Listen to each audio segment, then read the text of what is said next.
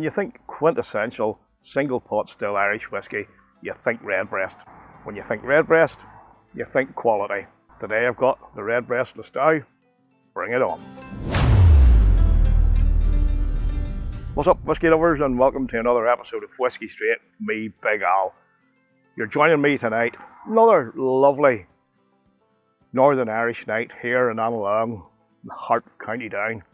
And we've had, believe it or not, another record high this week. You wait 45 years for one, and then in 5 days you get two. Right enough, it only went from 31.2 degrees to 31.3 degrees, but you know, we do like a wee bit of progression here in Northern Ireland, so we'll take it. But I'll tell you what, I was still boiling. So with that little tidbit of fascinating information out of the way, let's get on to the reason why we're here. To talk about whiskey, and to, more importantly, drink it, and not share it with flies, even more important. Fuck off. But anyway, what we've got here, in essence, is the love child of a collaboration between the Middleton Distillery down in County Cork and the Mediocre Lustau in Jerez in Spain. There's a mash of malted and unmalted barley, which has been triple distilled in copper pot stills.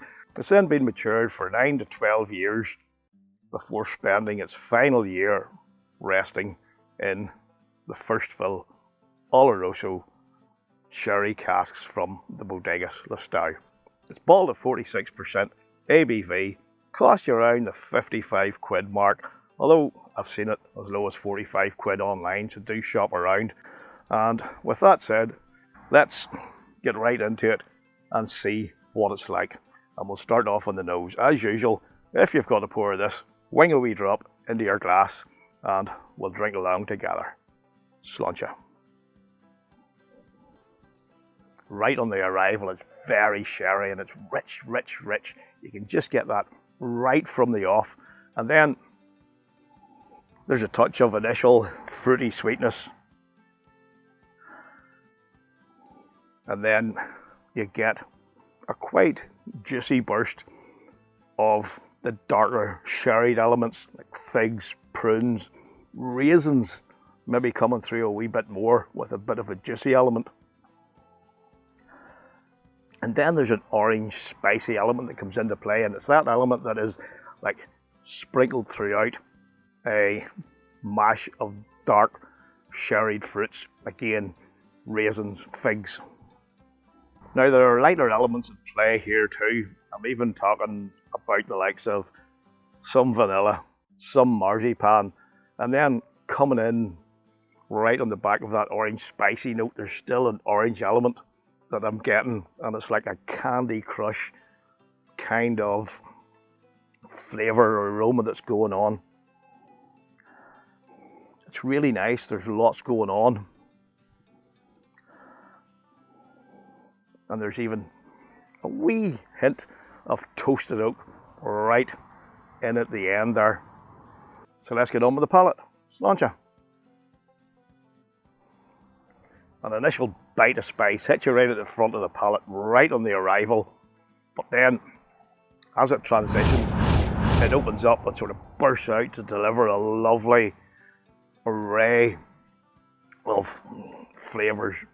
Toasted oak, which you got right in the end of the nose, coming into play at the start here on the palate.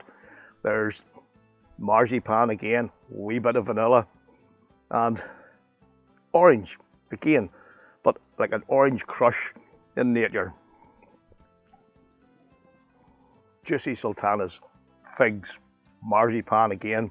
Marzipan, just like the orange, seems to be an element that runs throughout this. And now, I'm not a big fan of marzipan, but it does work in the Redbreast single pot still whiskies, which I do tend to get it in quite a lot. And then here comes the darker element of the sherry finish, getting a bit of barrel char there as well, and even a touch of fresh leather. Orange burst. See, it's there again. Really, really prominent throughout. And then it's like an orange fondant. Marzipan again. mixed in with that orange as it transitions towards the back of the palate. Toasted oak. But the one thing that I seem to be getting quite a lot of, that I don't recall as much of in past bottlings I've had of this, is that orange sort of element that is persistent here. And it's not a bad thing because it's really nice. It balances things together really well and it's not in any way overpowering. I'm just saying that it's there. The mouthfeel is what you would expect here with a Redbreast. It's silky, aye, and even smooth, silky smooth, put the two together and it does become a tad, just a tad now, tannic. And that's not a bad thing because that helps it to cling a wee bit more to the palate when the flavours linger and it gives it a long finish. And again on that finish is toasted oak, marzipan, touch of vanilla and orange. Bit of barrel char coming in right on the back of the palate.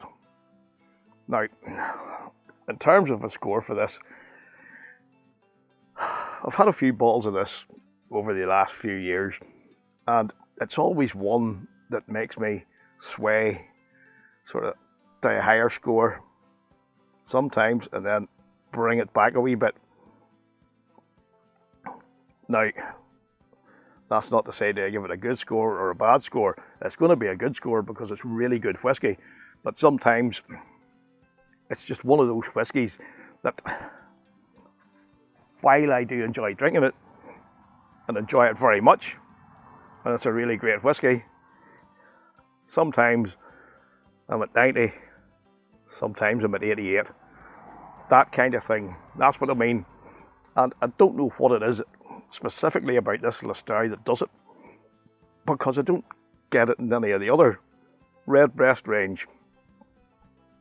But it is a really lovely whiskey, so we'll just base it on where I am now, what I feel, and I would say that's an 89.5. A really lovely whiskey and one that, if you haven't had it, I recommend you really do try, because as they say in whiskey, or as I say anyway, there's no such thing as a bad Redbreast.